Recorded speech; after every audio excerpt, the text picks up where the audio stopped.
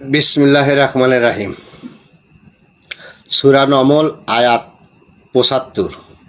আল্লাহ বলেন, আকাশ ও পৃথিবীতে এমন কোনো গোপন রহস্য নাই যাহা সুস্পষ্ট কেতাবে নাই।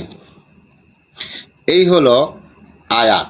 বন্ধুগণ, আল কোরআন সাক্ষী দিতেছে আকাশ ও পৃথিবীতে এমন কোনো গোপন রহস্য নাই যাহা সুস্পষ্ট কেতাবে নাই।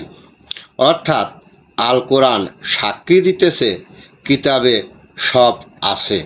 যেমন জান্নাত জাহান্নাম আল্লাহর রহস্য, তেমনি আকাশ আল্লাহর রহস্য এবং পৃথিবী আল্লাহর রহস্য।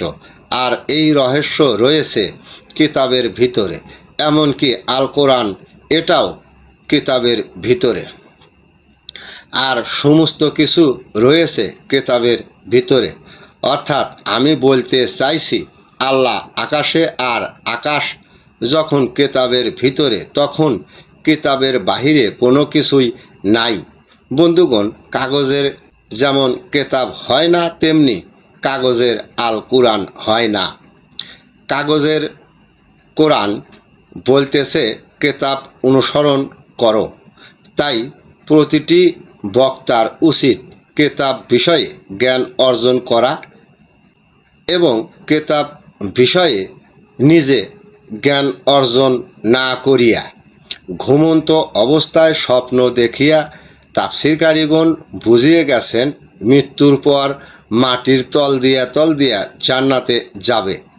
তেনারা ছিলেন ধর্মীয় সিটার এবং মূর্খ, কারণ আল্লাহর পবিত্র কালামকে এবং জ্ঞানকে উল্টা কাল্পনিক বুঝিয়ে গেছেন। তাহাদের লেখা হাদিস নামক বইগুলি এই সমাজের আলেম ওলামা, মুফতি, মোল্লা, মুন্সি, হাফেজ, কারি সবাই ওই সকল ব্যক্তিদের অনুসরণ করেন। তেনারা হলেন ভুল পথ অনুসরণকারী। আর যেই সকল ব্যক্তিরা এই সকল আলেম ওলামা, মুফতি, মোল্লা, মুন্সি, হাফেজ, কারি এদের অনুসরণ করেন, তেনারা আল্লাহর সাথে শরিক করে নিয়েছেন ওই সকল আলেম ওলামাদের। কারণ তিনি কিতাব নয়।